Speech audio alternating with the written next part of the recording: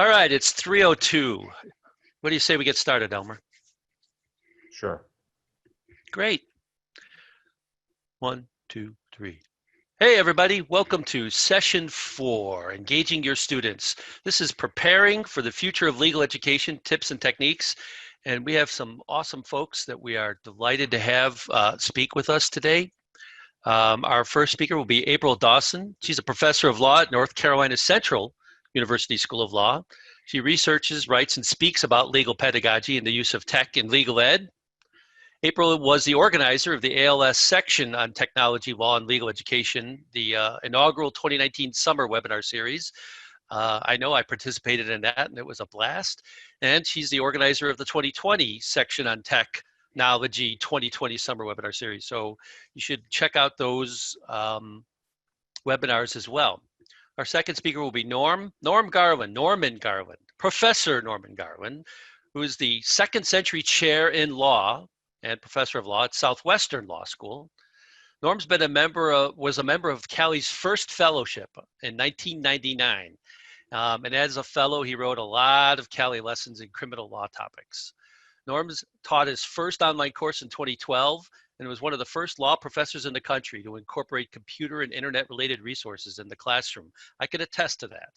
In 1998, he received the first Twen Innovation in Teaching Award, and he's adapted his evidence and constitutional criminal crim procedure classes to distance learning in hybrid form. Glad to have you here, Norm. And our last speaker will be Steve Friedland. I always do that, Steve, sorry. He's the senior scholar and professor of law at Elon University School of Law and a founding member of that law school's faculty. He's the author of several case books. He was elected to the American Law Institute, and he was named one of the best law teachers in America by Harvard University's press book, What the Best Law Teachers Do, which is a great book. If you haven't bought it and read it, I suggest it. It's got lots of excellent advice for teaching. Steve is also an internationally known speaker on legal education, and we're delighted that you all came to visit us. So let's get started with April. Thank you, John, and thank you all for attending this wonderful webinar. I've been participating in all of them, and this is a wonderful resource.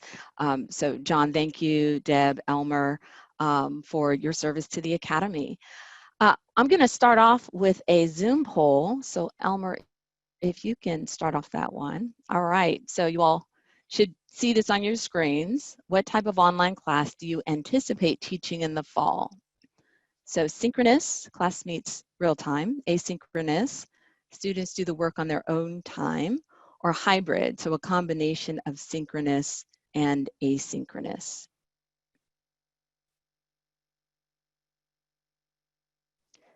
And while you all are doing that, I'm going to set up my screen for sharing.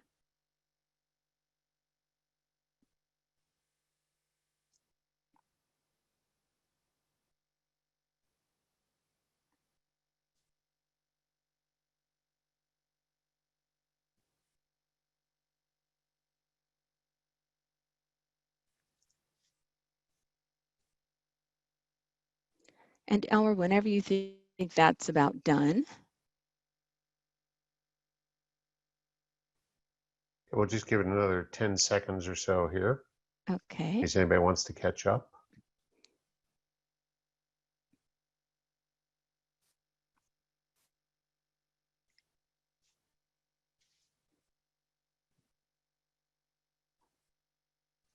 Okay, I'll share the results. There you go. You should be able to see the results. Okay, all right, great.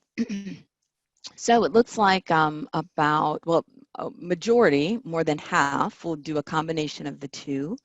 About 35% will be doing synchronous, and then a very small percentage will be doing just all asynchronous. All right, great, that's helpful.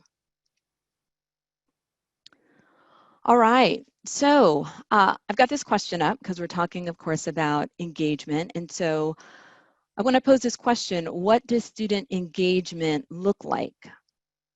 What does student engagement look like? So Elmer, if you could do the next poll question that focuses on student engagement.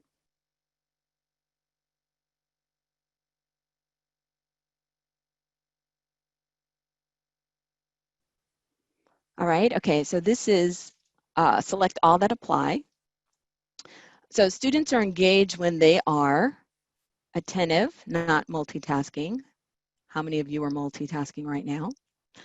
When they are participating, thinking critically about the material, connecting new concepts to previously learned concepts, applying the concepts to current day, enjoying learning. So you should be able to select more than one, all that apply.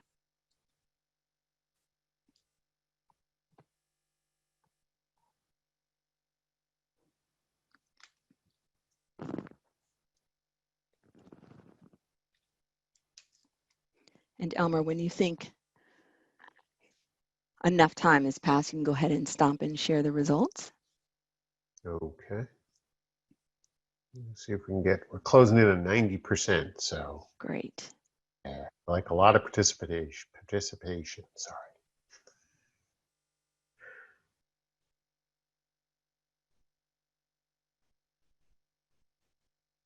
All right, looks like we've peaked out around 89%, so I'm going to end the poll now and share the results. All right, excellent. Okay, and so the vast majority of folks thought that all of these are indications of when students are engaged. These are things that they do. All right. Okay, so you can stop sharing that one. All right, so we did these two polls, these Zoom polls. I'm going to have you do one more poll. All right, so this is with you using Poll Everywhere. So some of you may be familiar with it, some of you may not. The way that you access this poll is you are going to type in, if you want to use your computer, pollev.com and then April Dawson 417. So you would do that in your browser, or on your phone, you can text. So the number that you would put in, the number to text is 22333, and what you would type in would be April Dawson 417. And what I'm going to do is go to Poll Everywhere, and I'm going to start the poll questions so you all can.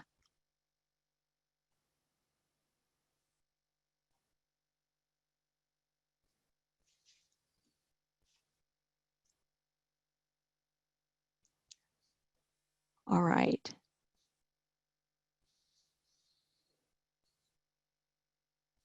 Oops.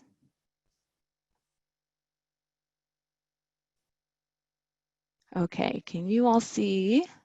Let's see. I'm going to have to stop share and then new share.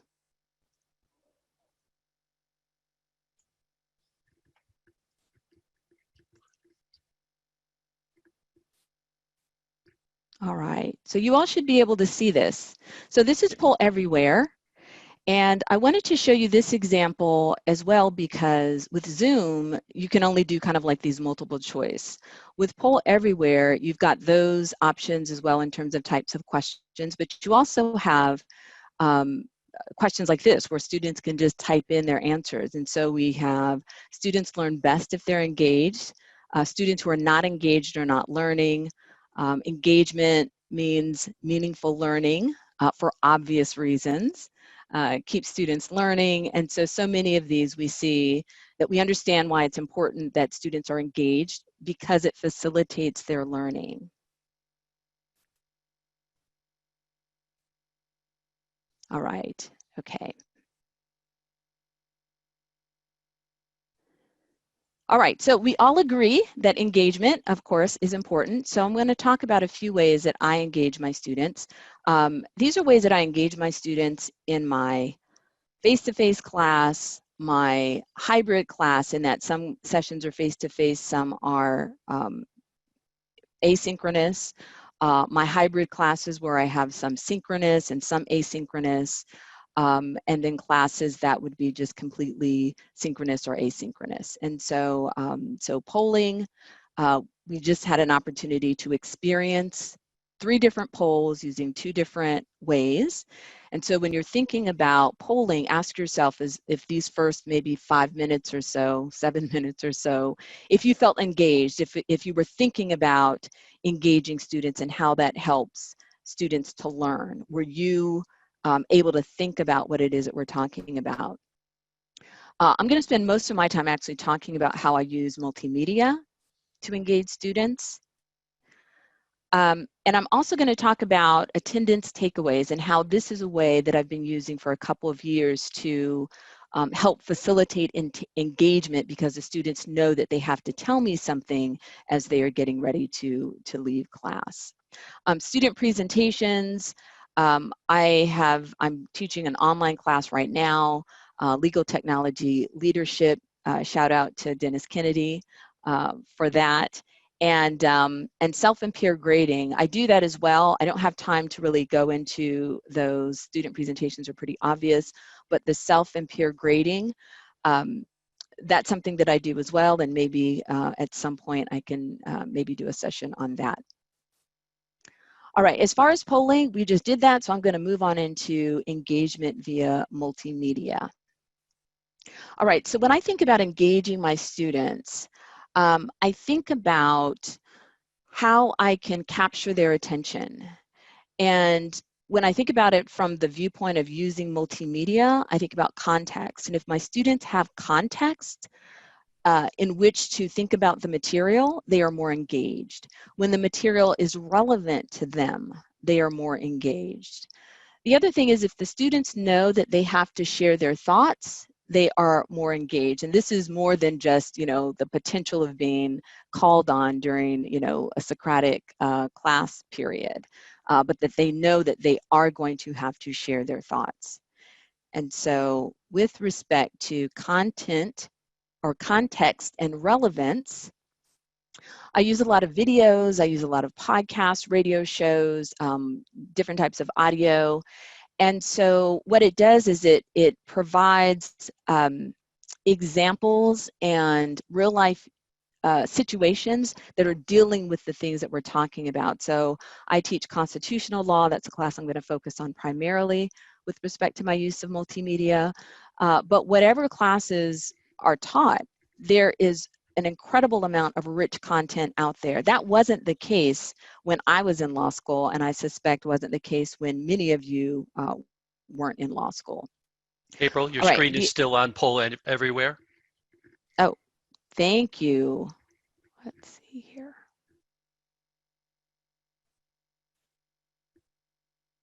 All right.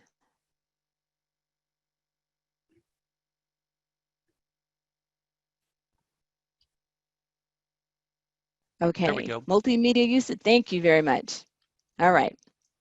Okay, so, all right, what you're seeing now is a screenshot of my reading assignments for my con law class. And so I use Lexis Web Course, and Lexis uses Canvas. They used to use Blackboard a couple of years ago, but they now use Canvas. And so this is an example of my reading assignments. If you scroll down, you'll see, all of these hyperlinks, and a number of these hyperlinks link to podcasts, videos. If you look here, you can see Schoolhouse Rock. My students have to indulge me because I grew up on that. And so I want them to take a look at those videos just because I think they're a lot of fun. This is a screenshot of the second week. And in the second week, we focus on federal judicial review. We talk about, federal power. We talk about, judicial review. Marbury is the key case. We talk about how the Supreme Court can review federal executive actions, federal legislative actions, state court judgments. And then we also talk about how the Supreme Court can review state executive actions and state legislative actions. And so as I'm talking to my students about this, and I'm thinking again about context and relevance, Cooper v. Aaron is one of the best cases to help my students, and I think all students, really kind of understand this notion of judicial review, particularly when the Supreme Court is telling state governors and state legislatures what to do. And so you can see here, I've got this background that I want to have the students talk about, learn about before we talk about Cooper v. Aaron, which is the Little Rock 9 case, right? So you had the 9 students that were integrating Central High School in Little Rock, Arkansas. And you can see here under Dred Scott, I've got this More Perfect episode that I have them listen to. I also sometimes will include optional podcast, and so stuff you missed in history class. So that's, you know, those two are optional. C-SPAN has a wonderful landmark cases series that's optional as well. Those are a little bit longer. But after my students listen to the podcast and then we talk about the cases in class, it just provides much more context and relevance for them. And then when we get to Cooper v. Aaron, after we've done this background, so the background includes Dred Scott, Plessy, Brown 1, Brown 2. And then when we're talking about Cooper in class, and this is what I did in the fall, and I'll talk a minute about how I'm going to transition this to online. What I would typically do is to show the Eyes on the Prize clip, about 15 minutes, and this is available on YouTube, and this is part 2, and it actually shows clips on when the students were trying to actually integrate and the mob that was that the students were confronted with. And here we've got a picture of Elizabeth Eckford, who was the lone student, so she missed the group that was going in. And so this is providing them context, and there's no doubt in my mind that after the students have listened to the podcast, they've watched the videos, we've talked about it in class, that judicial review resonates much more with them had I just talked about Marbury. Cooper v. Aaron in the casebook that I used, it's really in a footnote. And it's a case that really allows the students to gain greater understanding to what it is that I want them to understand. I'm going to show you one more example from my Con Law class. And so this is from my Con Law 2 class. And so I start off with equal protection, I move into substantive due process, but again, you can see some of the hyperlinks in the podcast there. One of the cases we cover in Con Law 2 is Buck v. Bell, which is the forced sterilization case. 1927, this decision by Justice Holmes. What you're looking at here, 1, 2, 3, 4 paragraphs, this is the entire decision. Again, we're talking about sterilizing a young woman who was probably molested, sent to a mental institution, and this is the treatment that we have by Justice Holmes and also in most of the books, Con Law books. And so again, thinking about wanting my students to be really engaged and to really understand. And so you can see here what I have my students do after reading that 4-paragraph opinion. There's a great Fresh Air episode on forced sterilization, NPR Hidden Brain.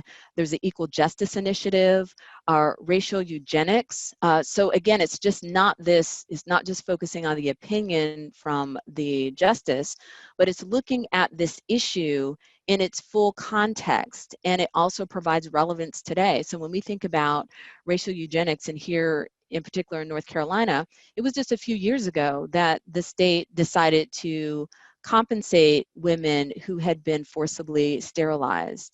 And these are issues that are still current day. All right, so let's see. So that's how I use media, multimedia, when I'm thinking about, engaging my students with respect to context and relevance. So then the question is, okay, having them share their thoughts. If I am face-to-face with my students, then, I can call on students, but generally not all of my students are going to be able to participate. So in some ways, teaching a class online actually allows you to have your students engage in a more robust way than you might be able to if it's just face-to-face. So I'm going to talk about how my students share their thoughts. So with discussion boards and then breakout rooms. So this is an example, this is a screenshot of my Supreme Court seminar class that I teach in the spring. We typically will go and visit the Supreme Court, although we weren't able to this spring for obvious reasons. And so this was the 3rd class session. For the first couple of class sessions, I have my students, we actually watch the PBS Supreme Court series. but I still want them to do the reading. I still want them to engage in discussion. So what they have to do is a discussion board assignment, even though we are still meeting face-to-face, but while we're in class, we're just watching this series. And so you can see here, you know, in the red box, it shows the readings. I've got some hyperlinks to some additional articles. And then I've got this, you know, complete January 22nd class discussion assignment. And what they have to do is submit a 25-word minimum thought, comment, or question about the reading. And then they have to respond to at least 3 of their colleagues. And depending on the size of the class, sometimes I make them respond to 4 or 5. And then you have the discussions. And so I'm going to show you.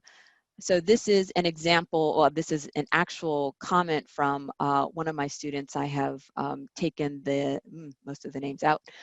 So if you see this January 15, last spring I read the book Devil in the Grove, which is a great book. And so the student is talking about their impressions of the reading. I never get this type of discussion in a face-to-face class, particularly if it's a large class, because we just don't have time. Also, the students aren't oftentimes able to kind of sit and think and marinate on it to the same extent that they are able to when they are doing these discussion boards. Let's see, here are some comments. So the students have to respond. So the student at the top said, I agree with your analysis of Brown. It does feel that the buck was passed. I'm not going to read all of this, but the students are actually engaged in discussions back and forth, and that's something that it's very difficult to do in the face-to-face class. And so I've been using discussion boards face-to-face. I use them in my online classes as well, but I thought it would be helpful for you all to see what discussion boards look like, particularly with Lexis and Canvas. The other thing that I do in my online classes, breakout rooms. And so right now we're using Zoom webinar, so we don't really have the option of doing breakout rooms, but when you're using Zoom meetings, you do have the option of using the breakout rooms. And the breakout rooms can be automatic, where Zoom can put folks in the students in the breakout rooms, or you can manually do it as well. So you can set up the groups before class. If you've got students in like law firm groups, you can set that up. You've got a number of options in terms of when the students can leave. You can reshuffle the rooms throughout the class if you want the students to meet multiple times. Let's see, this is an example. This is a screenshot of a session that I did. I believe it was in March, and it just focused on using Zoom to engage your students. So these are not my students, these are you all, so lovely law professors who are participating in this session. This session is available, and this screenshot is, you know, there's no privacy violations here. And Deb, if you can put in the chat, there are links to this particular training session and the Dropbox documents that has the slides. And so this screen just shows you, you know, the breakout rooms, you know, how you would create it. The yellow box at the bottom shows you what you would click on. The green box shows you what comes up on the professor side. These are the options that you have. You can see the rooms. Then you say open rooms, and depending on how you set it up, you know, the students will be dispersed in the rooms. And so I really like the breakout rooms. One of the things that you can do with the breakout rooms is you can jump around and go to the rooms and listen to the students. And I've thoroughly enjoyed that. I typically, you know, will just listen in, and it's great letting them kind of dialogue amongst themselves. What you're looking at here, breakout room number 1, because we had a lot of folks during this particular training session. Let's see, it looks like there are about 10, 11 people. For my classes, I typically don't have any more than 4, or 5, I should say. So between 4 and 5. That way I can give them like 5 or 6 minutes, and they can engage in, you know, everyone has an opportunity to talk. So with the podcast, for example, what I will be doing now is I will still be assigning those podcasts and those videos along with the readings associated with class. But then what I'll do is I will either assign them to do a discussion board, and that way they have to listen to the podcast or watch the video, and then they have to comment on it, and then I'll, take a look at that. Or I will tell them, as soon as we come into class, I'm going to break you off into your, breakout rooms, and the 4 or 5 of you will talk about the podcast. And this is something that I've found, and I suspect other folks have discovered this as well, or found this to be true as well. The students in some ways seem more concerned about how their peers see them than, the professor. So if they know their peers are going to be reading their discussion comments, or they're going to be in a group with 4 other students and they're going to talk about their impression of a podcast, that they really do put in that work, which means they're being more engaged with the materials that we're reading in these casebooks. Oftentimes cases, it can be incredibly dry. All right, so I'm going to wrap up, and because this is, supposed to be simulating an actual class, I'm going to give you all some homework. Let's see. Elmer, can you do that last poll, the radio lab? And so I've mentioned More Perfect. This is an exceptional podcast. If you could answer this question, which is, have you listened to Radio Lab's More Perfect podcast episode, The Gun Show? So this is a specific episode.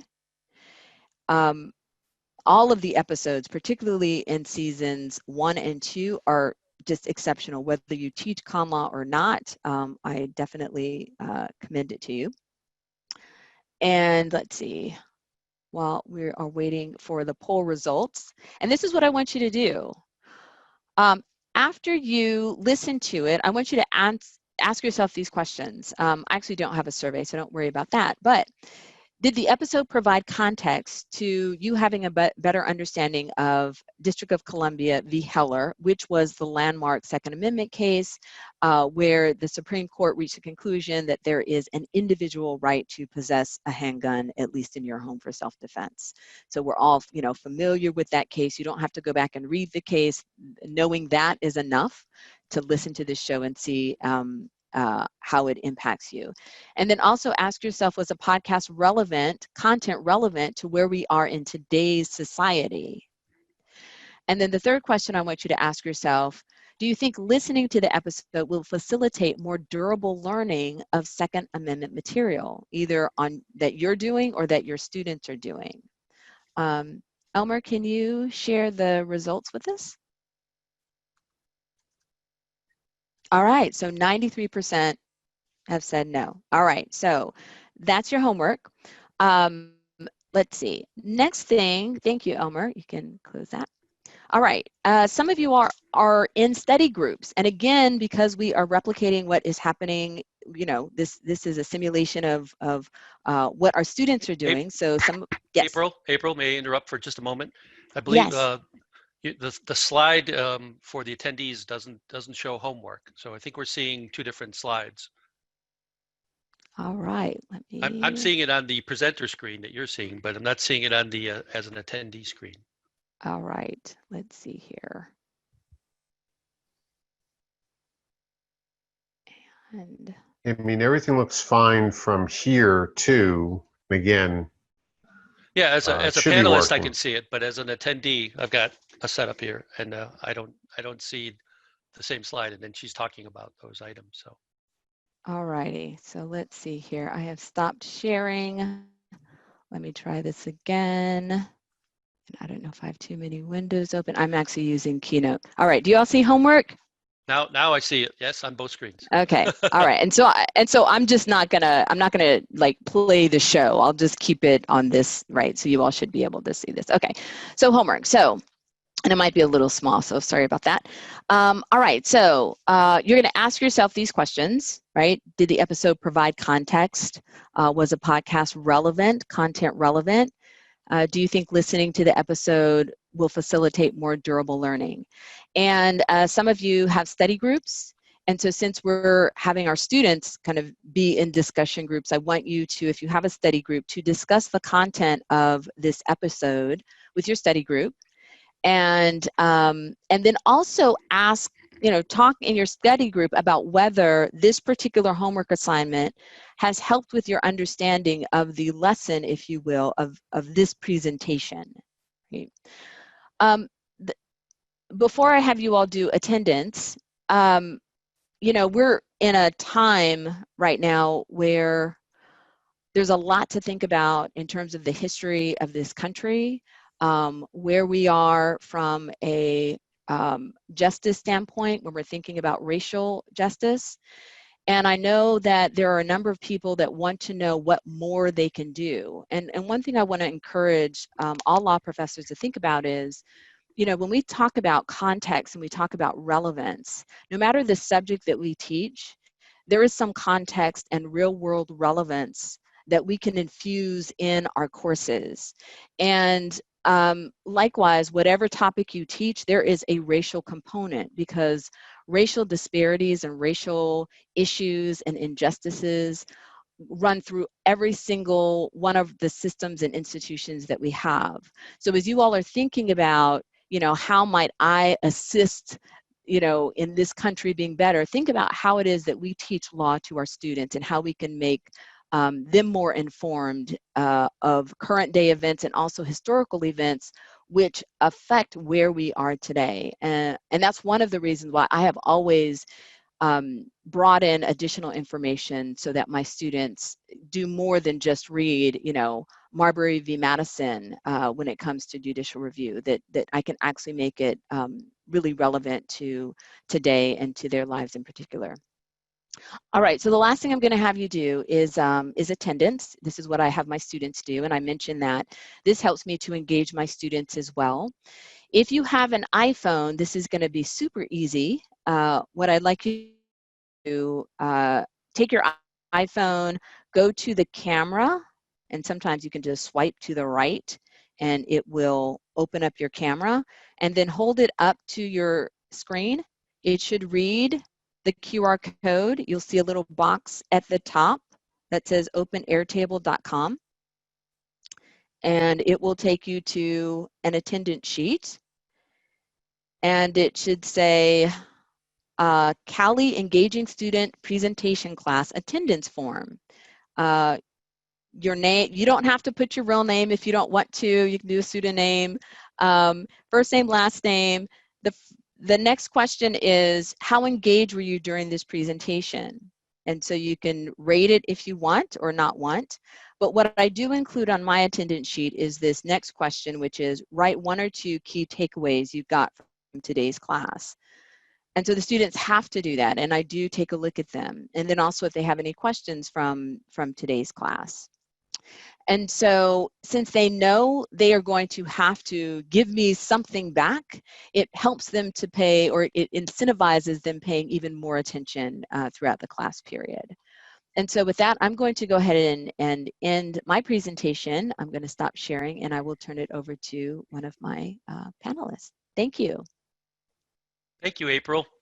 I thought we'd pick up just a couple of questions. We got so many questions, and folks, we'll even if we can't get to them during class, we'll engage April afterwards and get the answers posted onto the session website. But let me pick up a few of them up, okay? Sophie Sparrow asks, how much time would you want your students to spend learning more about context and listening to podcasts and watching videos? Do you build this into the students' prep time? So yes, I do, but not a lot. This is what I tell them about the podcast, and this is the wonderful thing about podcasts, is that you can listen to them on your commute. So it's not like they have to sit at their desk and listen to a podcast, right? So I tell them to listen on your commute, when you're going for a walk, when you're cleaning your home, when you're, right, when you are, engaged in other activities. So that's one thing that I tell them to do. So they can get it done even though they still have quite a bit of reading to do. The other thing that I remind them is that you can listen to these podcasts on accelerated speed. So if it says a 30-minute podcast, but the narrator is speaking pretty slow, which they kind of do, you can do it double time and be done in 15 minutes, or, time and a half and be done in like 20 minutes. So I do think about that. For the longer ones, I typically make them optional, but I will say, as I get, as we move further and further in the semester, more and more students do even the optional ones, because they find the podcast and the videos so incredibly helpful in their learning. Cool. Is there do you do any checkup to see if they've listened? Is there any grade or even a binary yes or no from that? Not normally. What I had been doing is I would tell the students, normal Socratic, I'm going to call on folks to talk about the cases. And I tell them, my first couple of questions will be about the podcast. So if you're up to be called on, and so that kind of pressure, knowing that they might be called on, that's how we've done it. But with online, I will be definitely using the discussion board and the breakout rooms. So I'll probably even get more participation, because, once you've been called on, you can kind of say, okay, it's going to be at least a couple of weeks before I'm called on again, so I don't have to worry about the podcast. So actually the online setup is probably going to allow for even more students listening to them, but that's how I've done it face to face. Excellent. So the last question, because we don't have time for all of these, is about the discussion boards. Are you on the discussion boards? Do you grade students for their participation in the discussion boards? So a light grade, in that I look to see if they've done it. For my Supreme Court seminar class, those are students, typically 3L students, who have self-selected in that class. That's a pretty time-intensive class. They put in a lot of work, and you saw that, kind of that one comment, and all of them are like that. So I just look to make sure that they do it. When you have the comment and then you have each student responding to 3, that's a lot to grade. And so I'm just looking to see, and then I might make some comments, but it's pretty light. Excellent. All right. Thank you, April. You're very welcome. So our second speaker is Norm. Norm, start sharing your screen, and the floor is yours. Okay, hello everybody. I'm Norman Garland and happy to be here. I have this real short PowerPoint that I prepared just to highlight the points I'm going to make. I've entitled it Back to the Future because about 10 years ago, the then dean of my law school, Bryant Garth, came to me and said, how would you like to be doing online teaching, at least partially? And he introduced me to the concept of hybrid classes, which I had frankly never had before. I mean, I have over the years combined different aspects of my classes, having combined trial advocacy and evidence many years ago. So I began developing a hybrid class, first in evidence, and that took off in 2012. So the class that I prepared for that, and I since have incorporated hybrid into constitutional criminal procedure as well. So here are the components of my class. The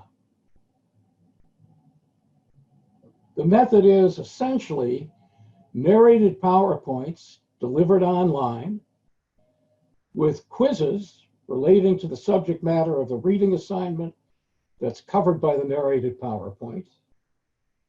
And then the backbone of this format is that students prepare outside of class and a little bit inside of class to do presentations, simulations, being lawyers.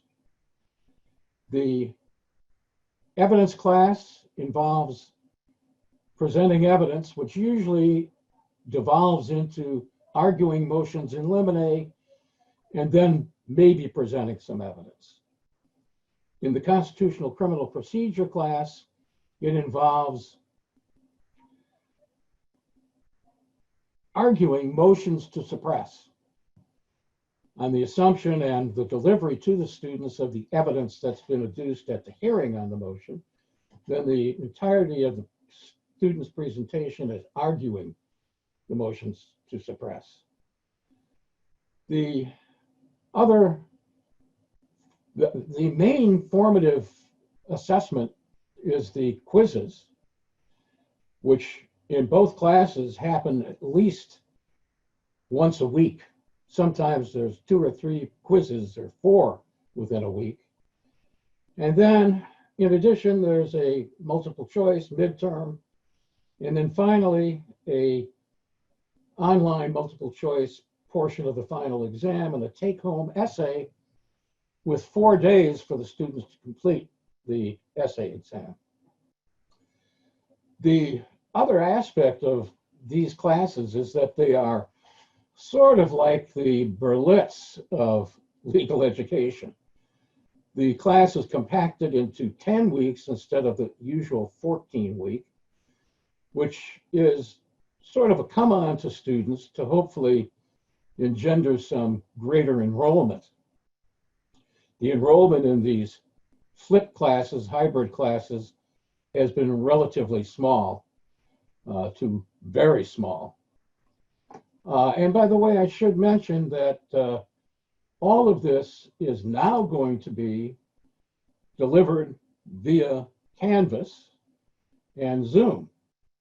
In the fall, I'm going to be teaching one hybrid class in constitutional criminal procedure and one large traditional evidence class. The school has decided tentatively that we will have little if no on-campus presence. That might not be the case for my small Crim Pro class, because if it's possible to be on campus, that would be one of the classes that would certainly qualify. And again, narrated PowerPoints, online quizzes. The one thing that I'm really excited about, if I do the hybrid class online, is that Zoom's separate meeting rooms is going to be wonderful for the first classroom session of the week. I should explain. The classroom sessions consist of 2 a week. One is what I call a workshop, where students divide into groups, pre-assigned, to prepare the presenters to deliver in the second class, which I call a lab, which is the actual simulation. So the Zoom separate room alternative is just custom made for this environment. It seems to me to be really a fantastic thing that will work. I've used it a little bit. I should mention I haven't taught in the spring, so I wasn't relegated to the emergency use of Zoom. In the fall, I did use Zoom regularly for office hours and separate Zoom meetings with students, but not for what most people in the spring had to do when the emergency kicked in. So I guess I'd like to show you the Canvas environment. April has already done a lot of this, so it might be the case that I want to stop sharing and switch to this other environment.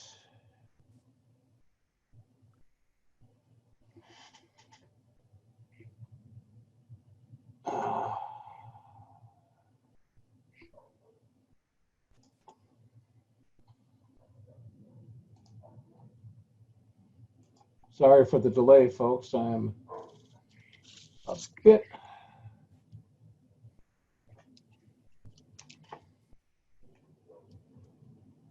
I can't find my.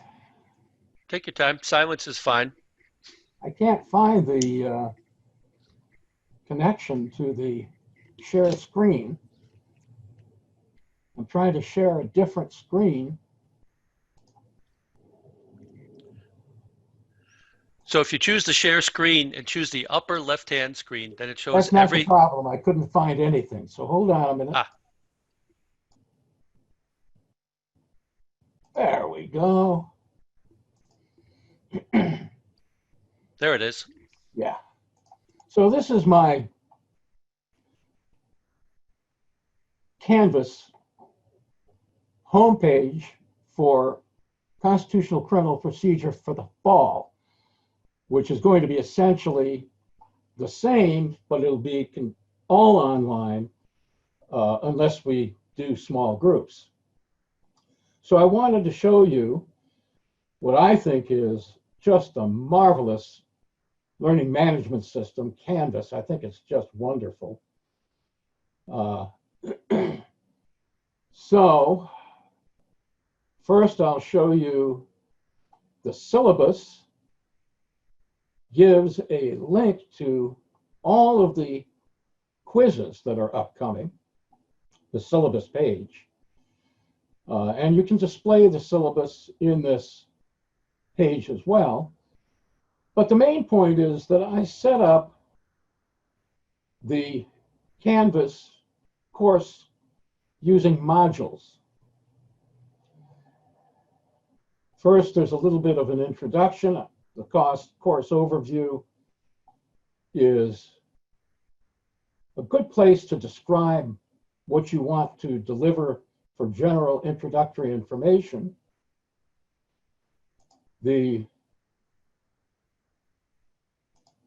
about your instructor gives a chance to give a little bit of a biography.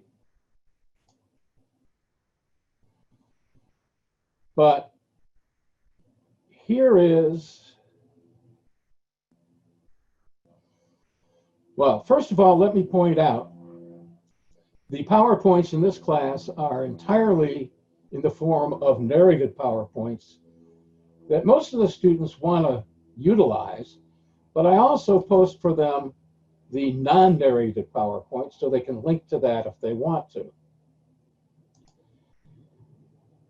But here is what I think is a wonderful approach. In my module of each class week, so I have a module for each week, I have an overview and a to-do list. And I think this is extremely helpful. I lay out for the students what they have to do, what I expect them to do, and what is optional. The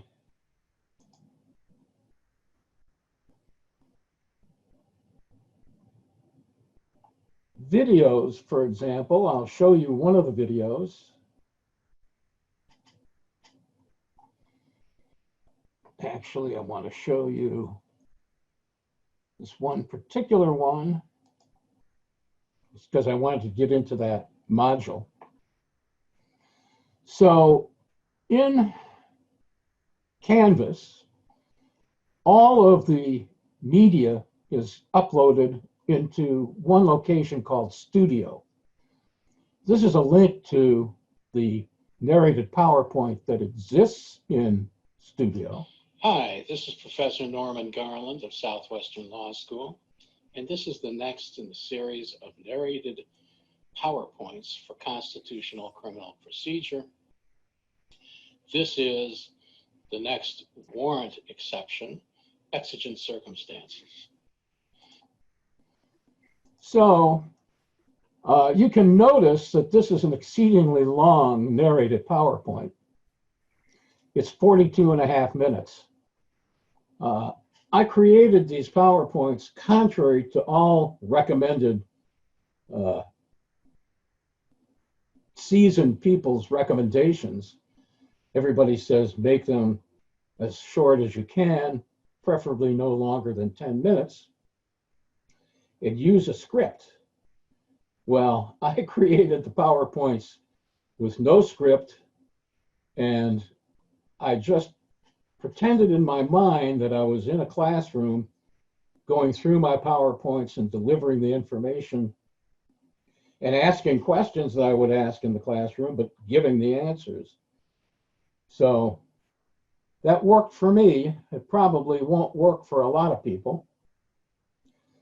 I now see that these video versions of narrated PowerPoints can be created in Canvas with the ability to stop and pause much better than I was doing. I was using PowerPoint with Camtasia plugin, which I highly enjoyed and liked, but I certainly think that the newer technology alternatives could be better. So let me go back to the module. The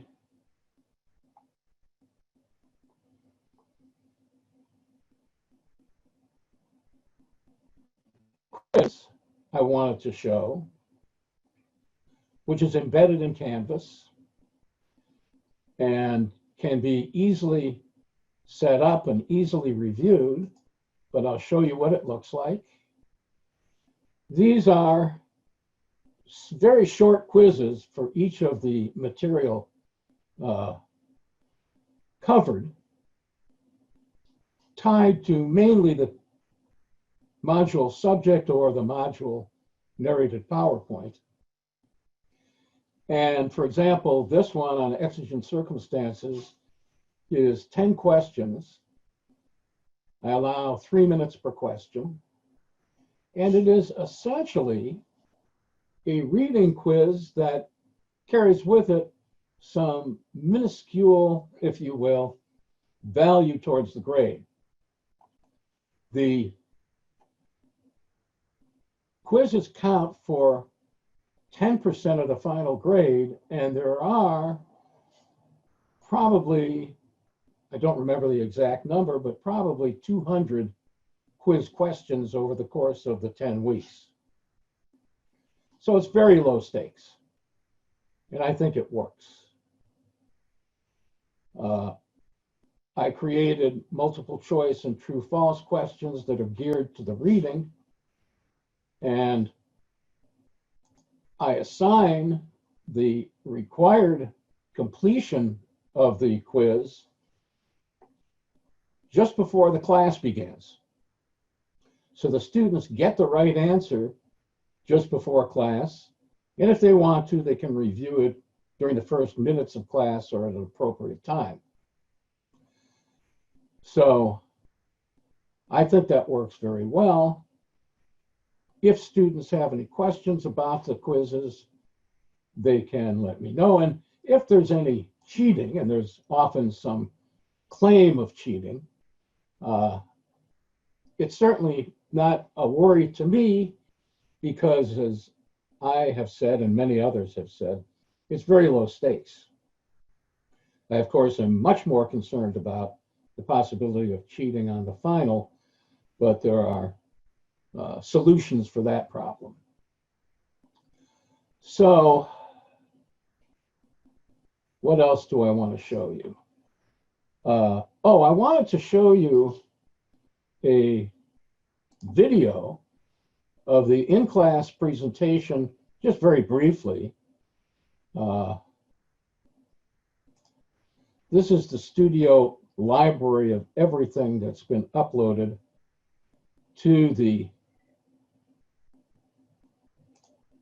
studio location for this, for all the courses.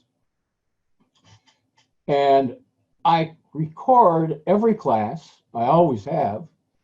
For years, I used Classcaster from CALI, which has been great.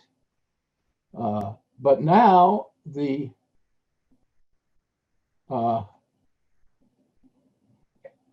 Canvas program allows me to upload those classes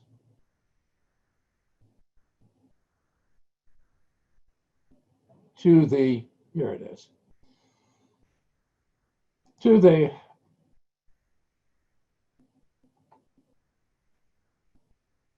Canvas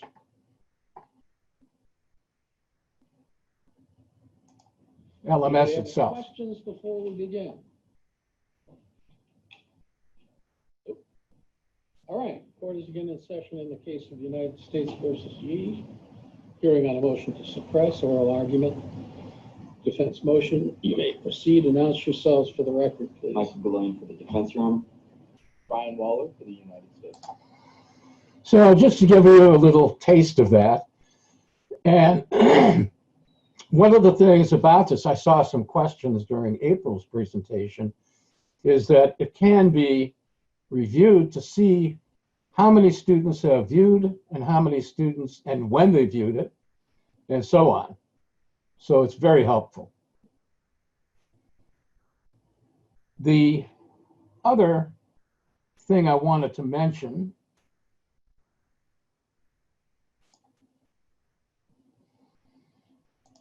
is that I assign students a space. I set up a space for students to post solutions to problems. Trying to find them. Well, here's an example. So here is a discussion forum, is the methodology or the location within Canvas for doing this, to post solutions to pre-assigned problems. And when students do that, which they haven't done very much, I really have to find ways to promote them to do so. But when they do, and usually I both comment on their postings and post the solutions to the problems prepared by the casebook author, reviewed by myself. So I find that to be a really potentially great environment for student engagement. I might add that one of the other silly things that I do, maybe silly, is to encourage students to participate more fully. I give prizes.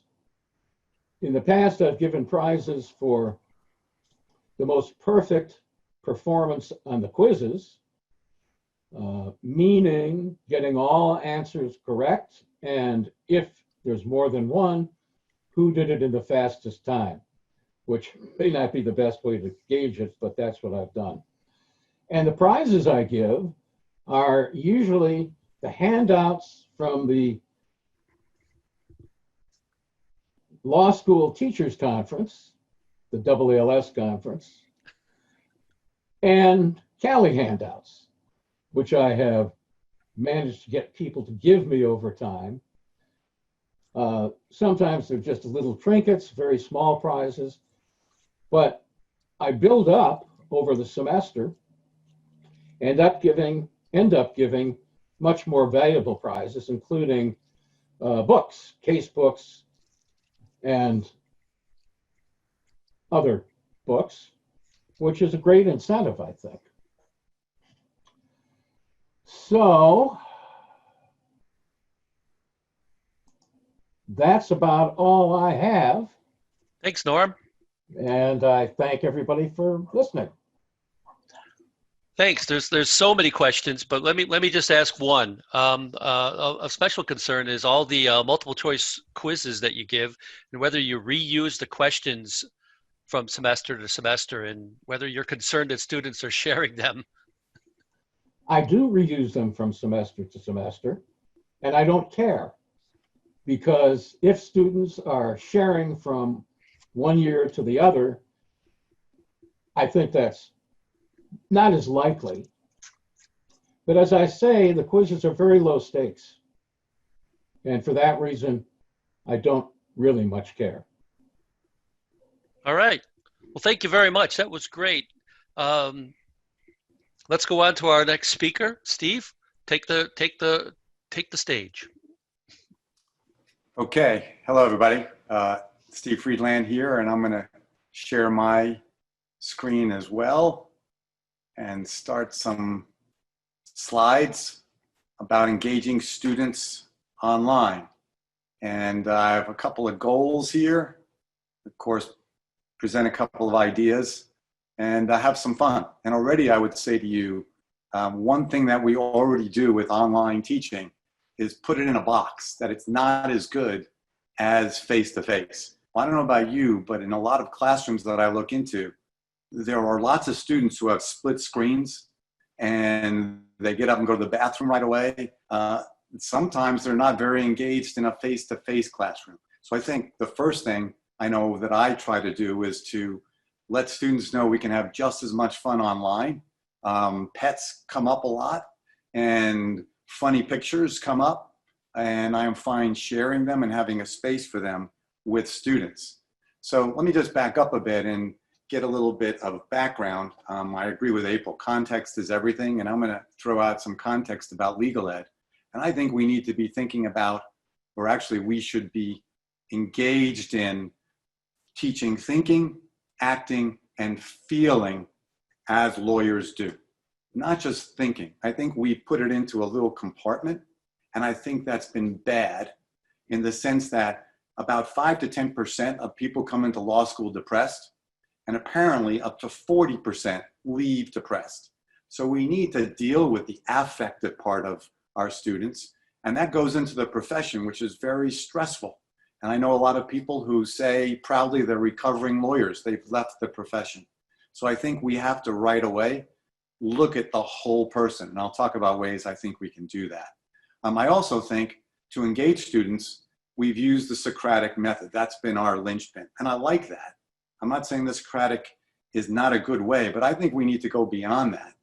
Go to medical school, business school, and I think neuroscience is another great area because in the last 10 to 15 years, they've made such great advances about the brain. And I am working for the last year and a half or so with a neuroscientist at our undergraduate part of Elon, who I think is terrific.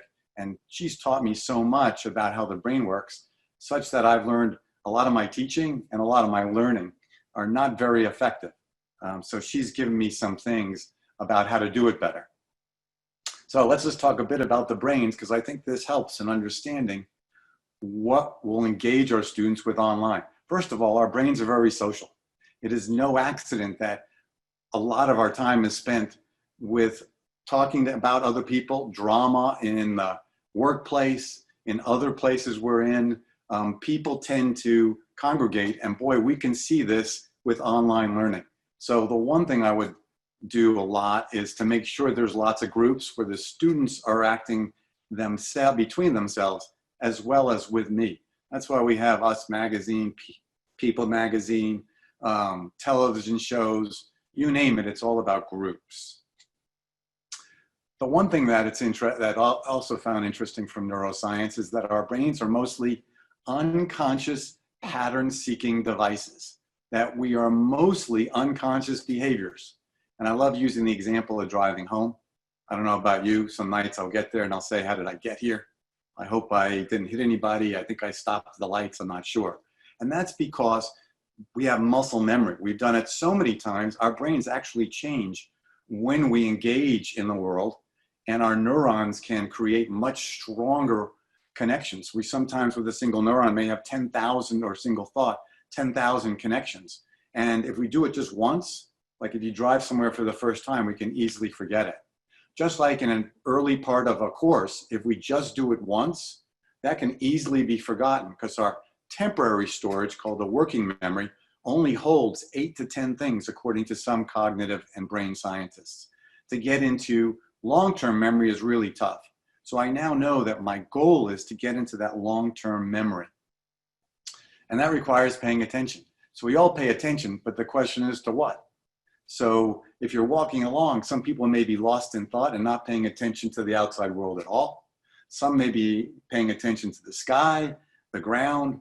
It depends what we pay attention to. So as April and Norman were describing, they're using lots of tools to get them to pay attention to the things that we want them to learn.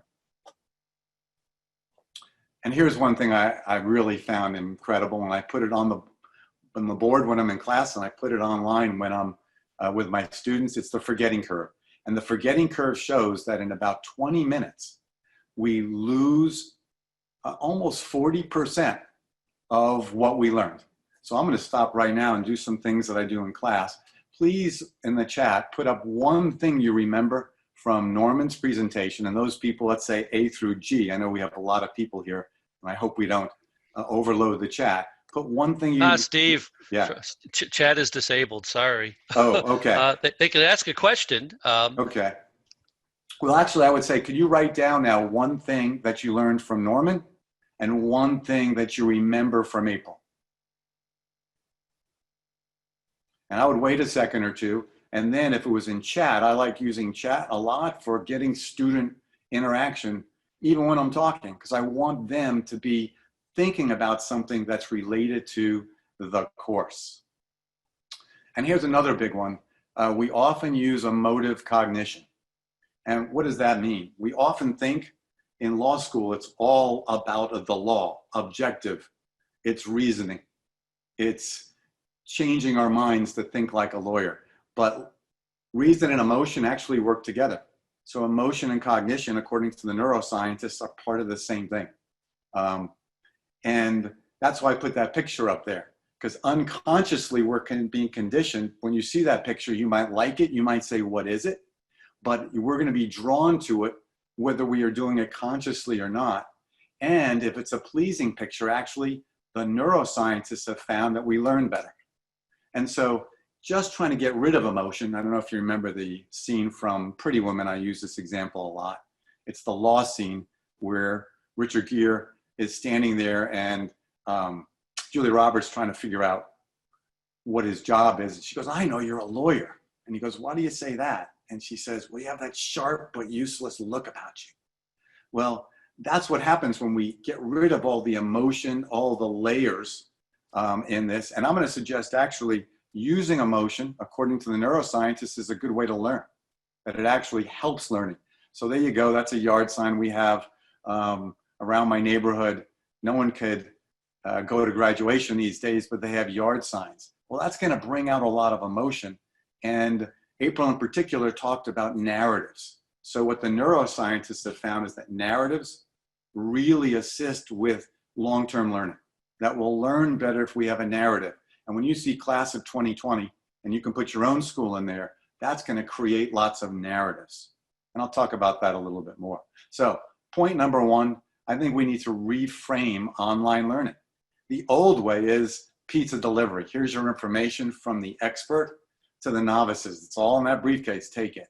And I'm going to suggest online, we should just look at it as mobile learning, where we're building skills, processes, and values. Yes, knowledge is in there, but I don't think knowledge should be our focus, because that's a way where people will get up and leave, and it doesn't really draw them in as compared to skills where they're using the knowledge and process and values. And all we can do is create an environment. That's all teachers can do.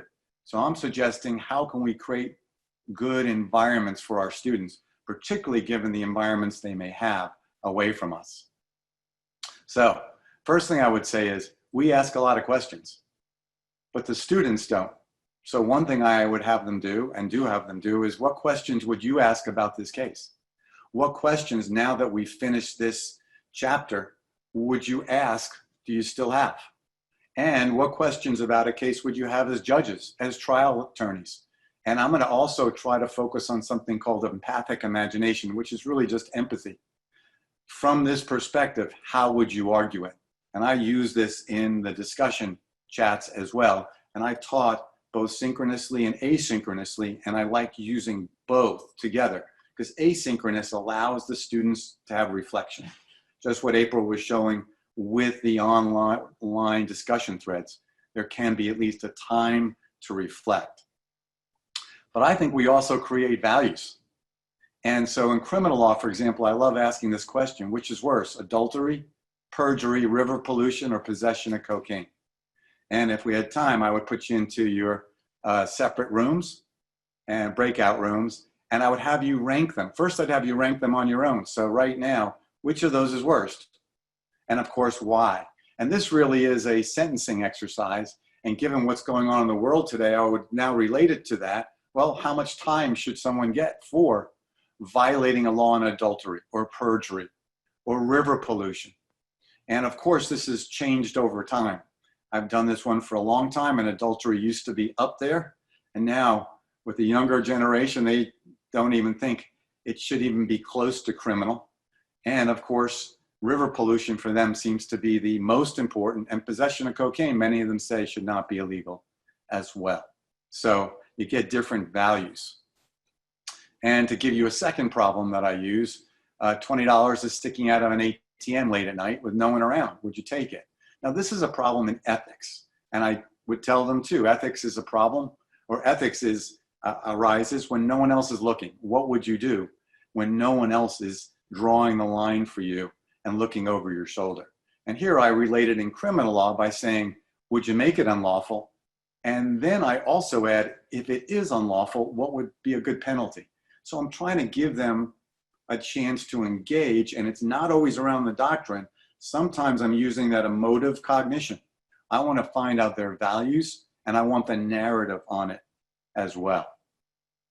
So visible learning, I think, is really important. A guy named Randy Bass did a visible learning project for 5 years at Georgetown, and I think process is something we're teaching. So for example, if I'm online with students, I'll call on a student to ask them what their process is in solving a problem. And for me, as I'll talk about in a minute or two, the class is about problem solving. That's pretty much the focus, or I should say thorny issues. It's not just solving problems, but how do we deal with thorny issues, both in the real world and in the doctrinal world as well. So for character evidence, when I'm teaching evidence, I'm going to suggest to them first, they want to figure out is it character. Then what's the general rule on character evidence, which is to exclude. And then of course, there's a whole bunch of exceptions. So I'm trying to take them away from the rules that are listed, 404, 405, and go through a way of organizing it with a rule and exceptions. And instead of it online, talking to them about the rule, I'm going to ask them how they would go about the process of solving a character evidence question to try to see if they're in the right place. And this is that visible learning idea, which Randy Bass has done a lot. So what do we know based on brain science? There are better learning strategies than others. I don't know about you, but I crammed. Not a good learning strategy. Rereading, not a good learning strategy. Or rewatching a video, not a good learning strategy.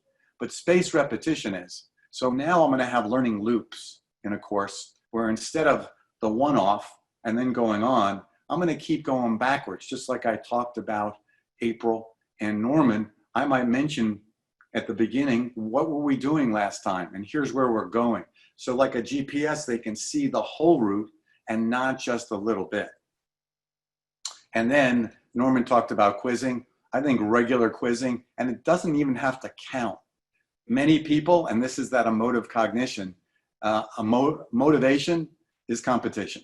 So I love having Jeopardy, and if I had time, I'd show you my Jeopardy layouts, and I love having quizzes almost all the time, but I also do it to preview a subject. According to the brain science, if you give them the kind of question that they're going to have to solve later, that allows them to know where they're going. So I'm going to do a lot before class, and quizzing is part of it.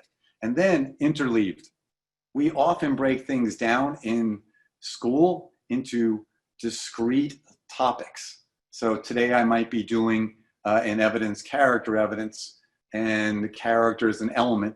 And then tomorrow I'll be doing another exception to character. But the students need to be able to compare and contrast, and we give them that on a final. It's called the issue spotter. So I think it's really important to help them with multiple issues in organizing. So I'm going to spend time on my class doing interleave material where after a couple subjects, I'll give them a problem that goes for several different topics and then talk about how to organize it. Because I think especially with first-year students, a real issue is how to organize. And I've taught at a bunch of schools, and just this past year, I've taught at Wake Forest as well as Elon. And lots of students, the organizational scheme could use development. Okay, so let me just throw out a couple of engagement methods. And I think the center of gravity in a course can be changed to before and after class, not just during. So previewing the class, I'm going to ask them questions, especially if it's Marbury and I teach con law as well. I'm going to ask them, here are the questions I'm going to ask you in class or would have asked you in class about Marbury. I'm going to ask you now. Be able to or look for the answers to these questions so you can talk about it. I think asking students on the spot in class has its purpose, but there's a good purpose for asking a lot beforehand. I'll have a brief video or a podcast beforehand, and I might have a problem beforehand that I'll go over in the class. So I think this previewing part, the front loading before the class, is super important. And then I think review. And the one thing I would say to you is I think after class is just as important. So just like I'm giving out lots of stuff, I might have a podcast on what are 3 good methods to learn and talk about that in 4 or 5 minutes so they can access that on their own. And then I think it's really important after this class that we stay after and answer questions. And I would encourage students to stay and just listen. They don't have to be part of it, but at least be in attendance. So just because a class is an hour, I think the after class is really important. And then I throw in a couple of optional sessions. Students feel much more comfortable sometimes going to an optional problem session where problems are handed out in advance, and then you go over them. And I think 2 or 3 during a semester can really help them see if they're on track, because expert learners are going to self-assess. And a lot of our students are overconfident, not just them. Kahneman found that in Nobel Prize winning economists that even experts are overconfident as well. So another thing to do, especially online, is schema, pictures. I use this for the big house of due process to go through all the different individual doctrines within due process. I would ask you, how can you use a house like this in one of your areas? Students like it, and the memory palace experts, where they put in, they want to remember lots of people or things, they put these in different rooms in this memory palace that they conjure up. I think it's a great tool in our areas of law. So for example, in criminal law and evidence, they use the highway. Get on the highway, what's step 1? How do we get to evidence, for example, in evidence to be considered by the trier of fact? And what are the stops along the highway?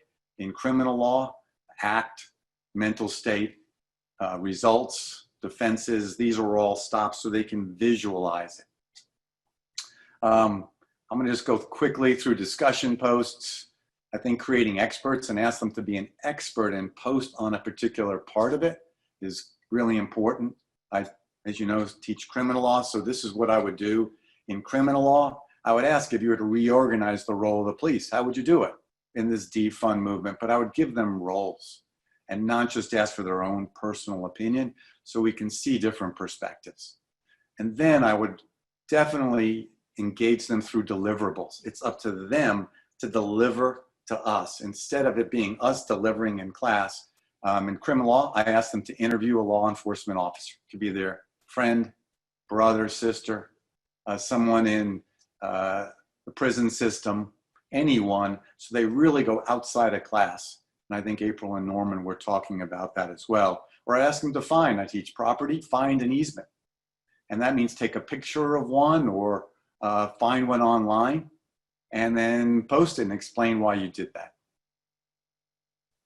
Okay, so if I have a class online, and I've had a bunch, I'm dividing it into segments now. The beginning is connections.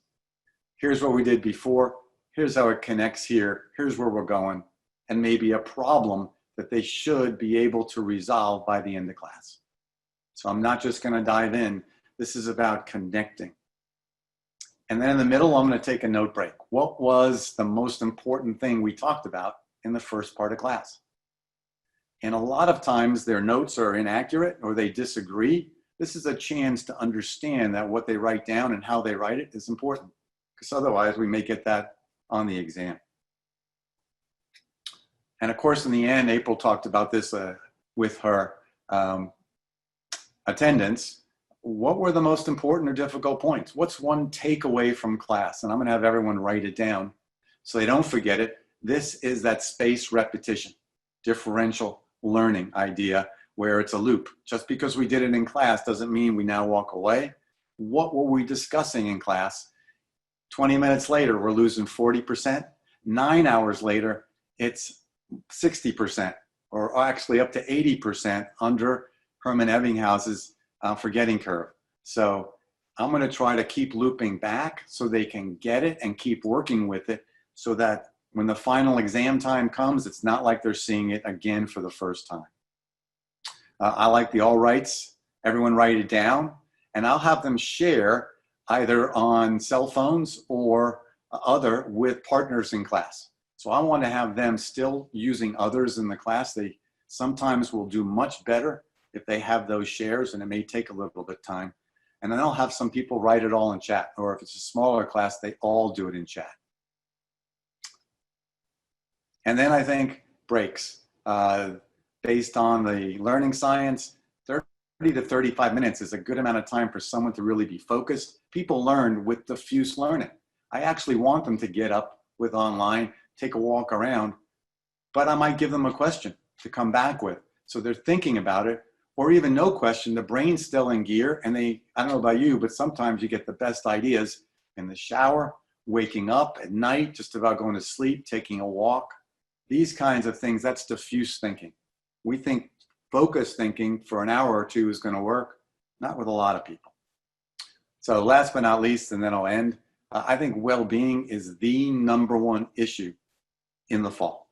And I think that has to be incorporated in class. So I'm going to talk about that and why I'm doing what I'm doing. That's the metacognition. And I started doing this in the spring, having gratitude breaks. And that means, what are they asking them? What are they grateful for? And I'll probably ask them that once a week. And I used to have them turn to their neighbor to talk about it, but now I will have them text somebody else, again, some buddies in class, and create, or small groups, so they can look at it. And one of my favorite studies was about Olympians. Who's happier, the bronze medalist or the silver medalist? And we think the silver, but it's the bronze medalist. They're comparing downward. They're just happy to be on the podium.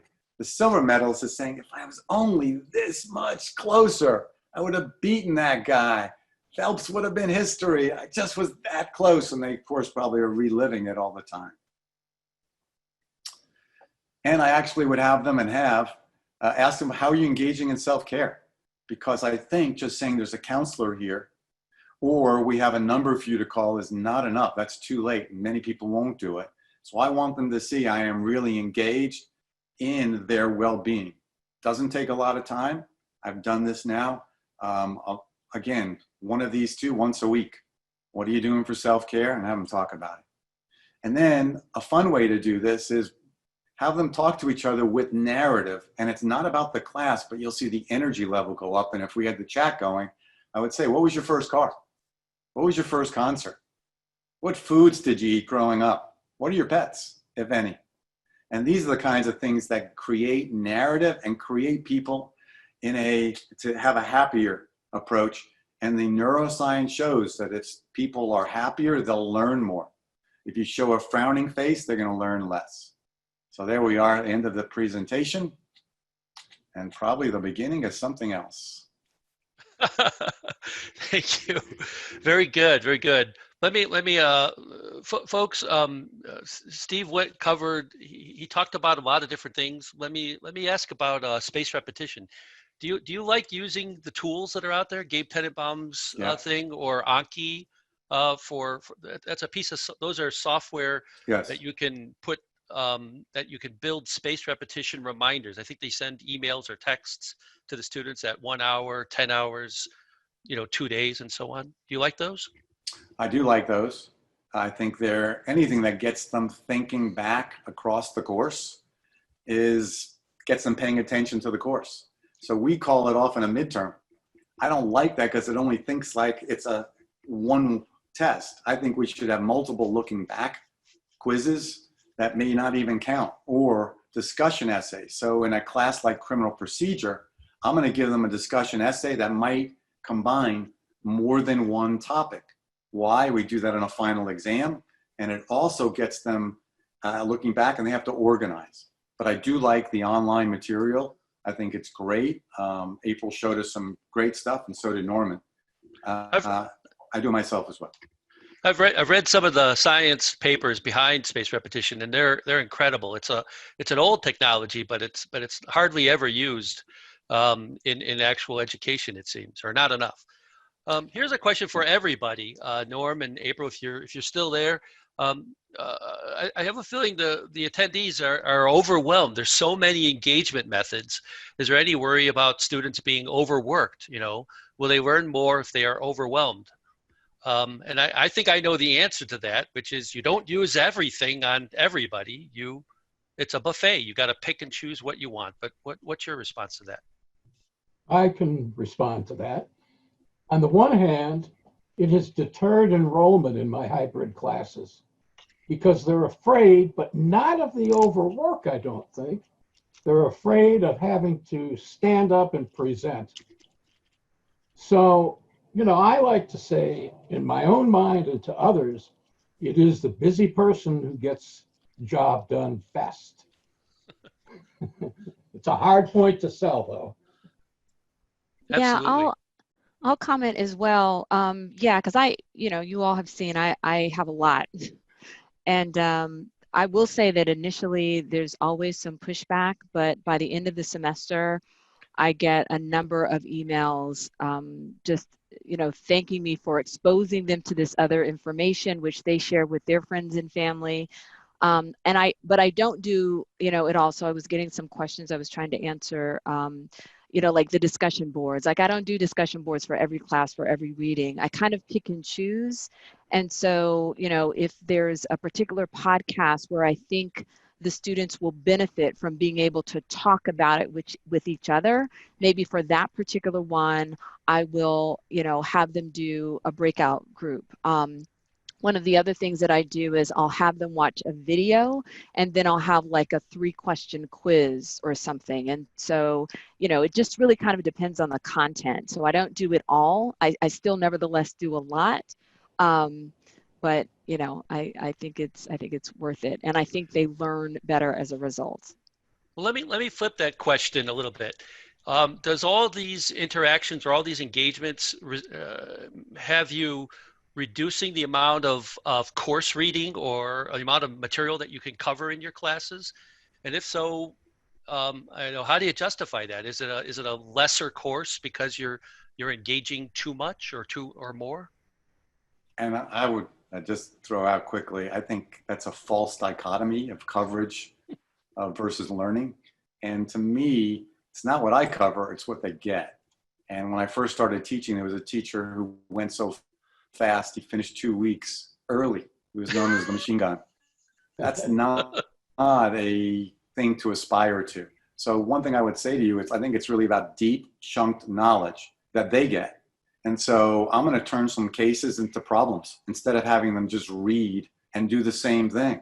I'm going to give them a question that requires them to do something, but I'm going to compensate in terms of what they get. So to me, whatever we can have that makes them doers as compared to passive just buckets or sponges, I think our conceptualization is really the issue. And it's not about coverage. I think we can cover in different ways without having to assign these huge number of cases and tell them to read the whole thing. Because I don't think they get it anyway, according to the neuroscience. It doesn't sink in, and that's what we're aiming for. Awesome. So let me share my screen for a second because I want to remind everybody, these folks covered a lot of material. And what we've done with sessions 1 and 2 so far is we've got a transcript of the session. So this is Tanya Justin's, and I don't know if you can see my screen. I'm showing the Microsoft Word document. What we've done is gone through, and everywhere where she refers to some item, website, person, or article, we've gone out and found the article and stuck it in the transcript, so that if you want to re-watch and reread the transcript, you'll find the links embedded back in there. All this is a way to encourage you to that if you rewatch the original video, there's some benefit to that. There's also the fact that here, It's available as a podcast, and we've also scraped the links out and put them into the web page. So if you don't want to read, we've got them all out there for you, like the media richness theory by Daft and Langle, Maslow's safety needs, examples and definitions. I mean, when I was rereading her material, there was a lot of stuff being thrown out, and you folks have done a similar thing. And I know sometimes that goes past so fast that you don't have time to see it all. Wow, we've gone over 15 minutes. I apologize for that, but when you have great speakers, you don't want to interrupt them. Thank you, folks, for your coming on, and I really appreciate it. And everybody else will see you next Tuesday at the third to last class. We are now more than halfway done. Really appreciate it. Bye for now. Bye. Thanks, everybody.